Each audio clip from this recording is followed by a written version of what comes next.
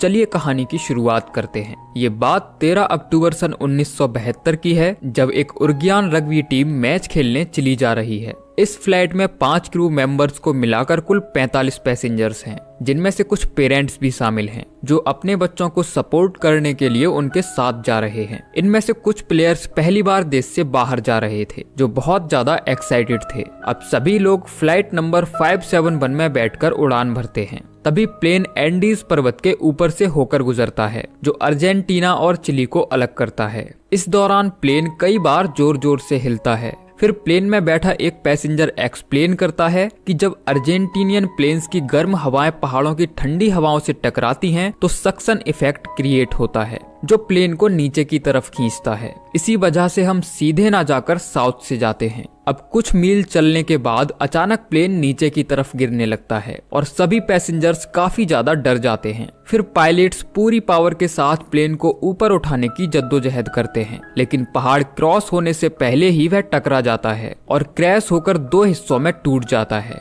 जिसके साथ पीछे बैठे कई पैसेंजर्स बाहर गिर जाते हैं। फिर प्लेन पहाड़ी से नीचे फिसलते हुए बर्फ से टकराता है और सीट्स के आपस में टकराने से कई पैसेंजर्स जख्मी हो जाते हैं, जबकि कई की तत्काल मौत हो जाती है। इस चीख पुकार के बीच कुछ पैसेंजर्स फंसे हुए लोगों को बाहर निकालते हैं और देखते हैं कि प्लेन में हर तरफ खून और डर का माहौल है। फिर कुछ लोग कॉकपिट में जाकर देखते हैं कि पायलट्स भी मर चुका है और रेडियो भी काम नहीं कर रहा। अब रात होने पर यहाँ का टेम्परेचर तेजी से डाउन होने लगता है और गिरकर -30 डिग्री तक पहुंच जाता है। शायद प्लेन क्रैश में तो इनकी जान बच गई थी, लेकिन ठंड में ये लोग सरवाइव नहीं कर पाते। अब ठंड से बचने के लिए ये लोग बैग्स और बाकी चीजों से होल्स को कवर कर देते हैं और सिमटकर एक दूसरे के पास बैठ जाते हैं। अंदर का माहौल बेहद डरावना था। जो लोग जख्मी थे वो दर्द से चिल्ला रहे थे और जो नहीं थे वो डर से। अब जैसे तैसे करके रात गुजरती है और जब सुबह होती है तो देखते हैं कि कई लोग ठंड से जमकर मर चुके हैं।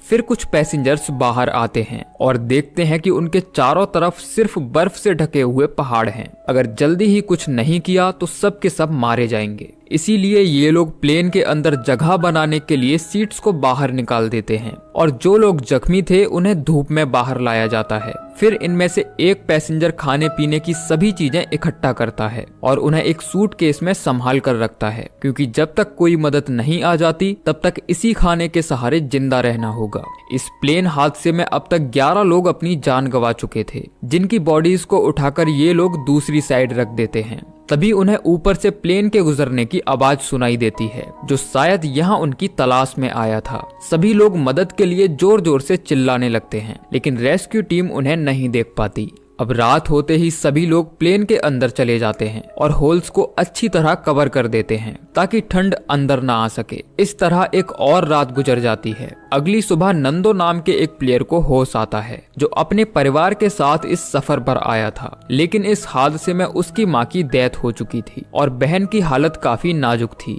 अब ये लोग बर्फ पिघलाकर पानी इकट्ठा करते हैं और घायल लोगों की मदद करते हैं। साथ ही इस जगह सूटकेस की हेल्प से एक बड़ा सा एक्स साइन बना देते हैं ताकि यहाँ से गुजरने वाले प्लेन्स उन्हें देख लें। तभी एक और प्लेन उनके ऊपर से गुजरता है। फिर सभी लोग मिरर से उनका ध्यान अपनी तरफ खींचने की कोशिश करते हैं। इन्हें लगता है कि प्लेन में बैठे लोगों ने हमें देख लिया है, इसीलिए सभी लोग खुशी से नाचने लगते हैं। लेकिन शाम होने तक यहाँ कोई मदद नहीं आती और ये लोग उदास होकर फिर से प्लेन के अंदर चले जाते हैं। अब अगली सुबह नूमा कहता है कि हमें किसी तरह रेडियो को चालू करना होगा और उन्हें बताना होगा कि हम अभी जिंदा हैं। लेकिन मुसीबत ये थी कि प्लेन की बैटरी पिछले हिस्से में थी, जो टूटकर पीछे गिर गया था। इसीलिए पहले इन्हें उस बैटरी को ढूंढना होगा, जिसके बाद इनमें से 4 सर्वाइवर्स पहाड़ पर चढ़ना शुरू करते हैं। जब ये लोग थोड़ा ऊपर पहुंचते हैं तो पता चलता है कि यहाँ से उनका प्लेन दिखाई नहीं दे रहा, यानी कि अगर रेस्क्यू टीम उन्हें ढूंढने भी आई होगी तो वो उन्हें दिखे ही नहीं होंगे। तभी पहाड़ों से बर्फ टूटकर नीचे गिरने लगती है और सभी लोग वापस क्रैश साइट पर लौट आते हैं। अब इन लोगों को यहाँ फंसे हुए 6 दिन बीत जाते हैं। साथ ही खाने पीने का सभी सामान भी खत्म हो चुका था। तभी नैंदो कहता है कि मैं जिंदा रहने के लिए डेड बॉडीज भी खा सकता हूँ। यहाँ से बाहर निकलने का फैसला करते हैं। इस बार अच्छी बात ये थी कि इनके पास स्लीपिंग बैग्स और खाना था। ये लोग बेस्ट से पहाड़ चढ़ना शुरू करते हैं।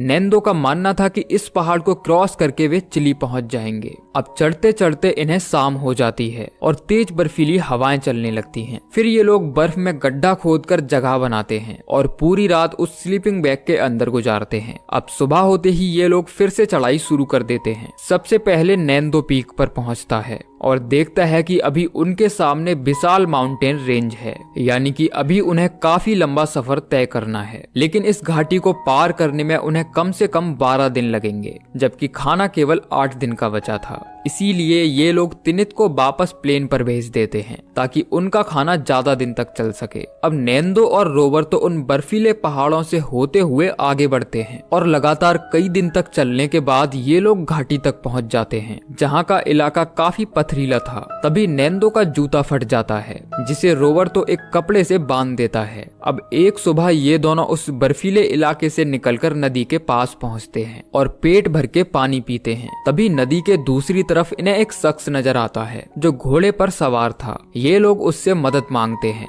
फिर वह आदमी इनकी तरफ एक कागज और पेंसिल फेंकता है, जिसके बाद नैंदो उस कागज पर अपने बारे में सब कुछ लिख देता है, जिसे लेकर वह शख्स पुलिस स्टेशन जाता है और उनका ये मैसेज एयर रेस्क्यू सर्विस तक पहुंच जाता है और फिर एक नया रेस्क्यू मिशन शुरू होता है। वह घोड़े वाला आदमी नैंदो और रोबर्तो को अपने घर ले आया था, जहां ये दोनों पेट भर के खाना खाते हैं। तभी यहाँ बहुत सारे पत्रकार उनका इंटरव्यू लेने पहुंच जाते हैं और पूरी दुनिया को उनके बारे में पता चल जाता है। जब ये न्यूज बाकी फंसे हुए लोग सुनते हैं तो सबके सब खुशी से पागल हो जाते हैं और ऐसे सजने संवरने लगते हैं मानो किसी की बारात में जा रहे हों। फिर जल्दी ही हेलीकॉप्टर इन्हें लेने यहाँ पहुंच जाता है और 71 दिन बाद इन लोगों को वहाँ से रेस्क्यू कर लिया जाता है। हालांकि 45 में से केवल 6 लोग ही जिंदा बच पाए थे। जब इन लोगों को वापस लाया जाता है तो सभी के परिवार वाले पहले से ही उनका इंतजार कर रहे थे, जो उन्हें जिंदा देखकर बहुत खुश थे। अब इन्हें हॉस्पिटल लाया जाता है, जहां बहुत सारी भीड़ इन्हें देखने के लिए इकट्ठा हुई थी। सभी लोग इनकी कहानी सुनने के लिए बेताब थे। डॉक्टर भी इनके कंकाल जैसे शरीर को देखकर हैरान थे कि आखिर ये लोग जिंदा कैसे हैं। बेशक दुनिया की नजरों में ये लोग हीरो बन चुके थे, लेकिन अंदर से सब के सब टूटे हुए थे। बार बार खुद से बस यही सवाल पूछ रहे थे कि वो सब वापस क्यों नहीं लौटे। इन लोगों को अकेलापन इतना सता रहा था कि हॉस्पिटल में भी सब लोग एक साथ रहते हैं। और इसी दृश्य के साथ ये कहानी एंड हो जाती है। तो दोस्तों, ये थी कहानी society of the snow movie की, जो जरूर आपको पसंद आई होगी। बाकी आप कमेंट करके जरूर बताइए कि आपको ये कहानी कैसी लगी। मिलते हैं अगली वीडियो में, तब तक के लिए जय श्री कृष्ण।